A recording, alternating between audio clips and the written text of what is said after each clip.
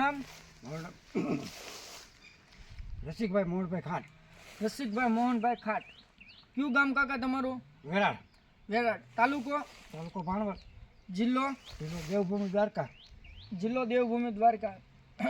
આપણે તમે આપણું આ ખાતર છે કૃષિ ગ્રીન, એ કેમાં વાપર્યું હતું? મગફળીમાં. મગફળીમાં. કેમ છે રિઝલ્ટનું? રિઝલ્ટ સારું છે. રિઝલ્ટ સારું છે. અને તમે આપણા ખાતરનો કેટલા વર્ષથી ઉપયોગ કરો છો? 3 વર્ષ થયા. 3 વર્ષથી ઉપયોગ કરો છો. તો આમ તમે જે બીજા ખેડૂતો ડીએપી ને એવું બધું વાપરે છે, તો એના ઓપ્શનમાં આપણું કૃષિ ગ્રીન વાપરવાની તમે સલાહ કરી શકો? કૃષિ ગ્રીન સારું. આમ રિઝલ્ટમાં ને એમ બધી રીતનું તમને સારું રહેશે? આમ ઓગળવાનો ને એવો કોઈ આમ બધી રીતનું આમ સારું રહેશે? રિઝલ્ટમાં સારું, ઓગળવામાં સારું. આ વર્ષે તમે મગફળીમાં નાખ્યું છે, તો આમ તમને તમારો અંદાજ શું કહે છે? મગફળીમાં ઉતારો આમ કેવો બેસે?